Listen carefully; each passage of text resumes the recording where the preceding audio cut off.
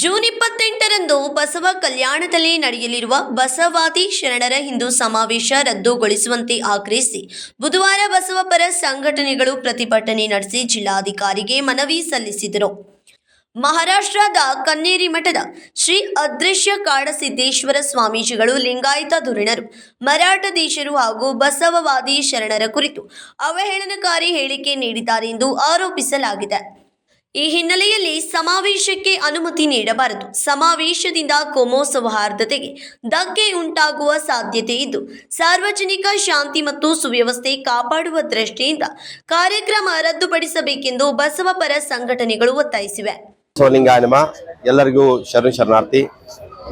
ಈಗೀಗ ನಮ್ಮ ಕೊಲ್ಲಾಪುರ ಸನೇಕದ ಕಾಡಸಿದ್ದೇಶ್ವರರು ಬಹಳಷ್ಟು ಹಾದಿ ತಪ್ತಾ ಇದ್ದಾರ. ಈಗಾಗಲೇ ನಾವು ಸಮಾಜ ವತಿಯಿಂದ ಅವ್ರಿಗೆ ಎಚ್ಚರಿಕೆ ಕೊಟ್ಟಿದ್ದೇವ. ನಮಗೆ ಅರ್ಥ ಆಗ್ತಾ ಇಲ್ಲ. ಕಾಡಸಿದ್ದೇಶ್ವರ ಪರಂಪರೆ ಅವೈದಿಕ, ಕಾಡಸಿದ್ದೇಶ್ವರ ಪರಂಪರೆ ಅವೈದಿಕ ಅಂದ್ರೂ ಕೂಡ ಇವರು ವೈದಿಕತೆಯನ್ನ ಮಾಡ್ತಾ ಇದ್ದಾರ. ಮಾಡ್ಲಿ, ಹಿಂದೂ ಸಮಾವೇಶ ಮಾಡ್ತಾ ಇದ್ದಾರೆ, ಮಾಡ್ಲಿ, ನಾವು ಅದಕ್ಕೇನು ಬ್ಯಾಡ ಅನ್ನಂಗಿಲ್ಲ.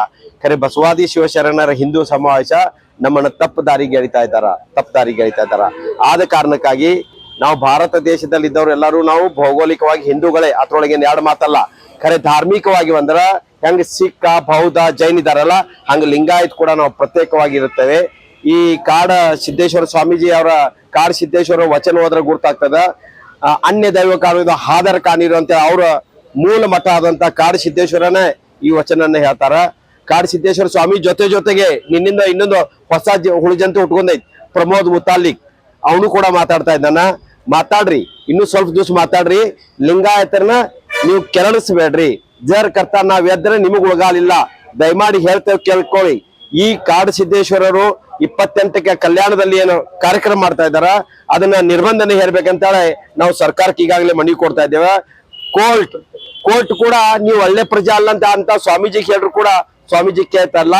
ಬಸವಣ್ಣವ್ರ ವಚನಗಳನ್ನ ತಿದ್ದಿ ಕೂಡ ಹೇಳುವಂತ ಕಾರ್ಯಕ್ರಮ ಈಗಾಗಲೇ ಮಾಡ್ತಾ ಇದ್ದಾರ.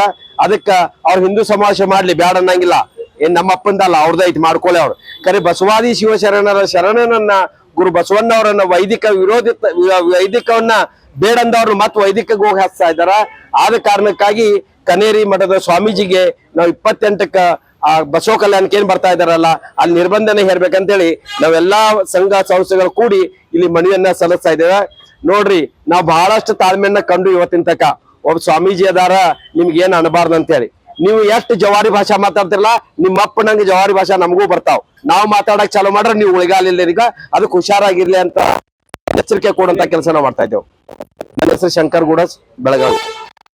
ಬಸವರಾಜ್ ರೊಟ್ಟಿ, ಶಂಕರ್ ಗುಡಸ್, ಅಶೋಕ್ ಮಳಗಲಿ, ಅಶೋಕ್ ಬೆಂಡಿಗೇರಿ ಸೇರಿದಂತೆ ಇನ್ನಿತರರು ಉಪಸ್ಥಿತರಿದ್ದರು. Vinod Kolkar, KMM Kannada news, Belagavi.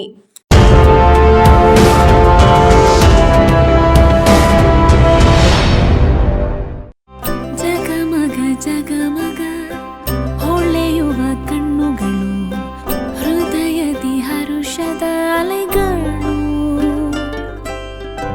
ಬಂದಿದೆ ಶುಭಗಳಿಗೆ, ಪ್ರೀತಿಯ ಗಳಿಗೆ, ರೇಷ್ಮೆಯಲ್ಲಿ ಸುತ್ತಿದ ಸ್ವರ್ಣಗಳಿಗೆ. BS Channabasappa and Sons, The Textile Mall, Tilakvadi, Belagavi.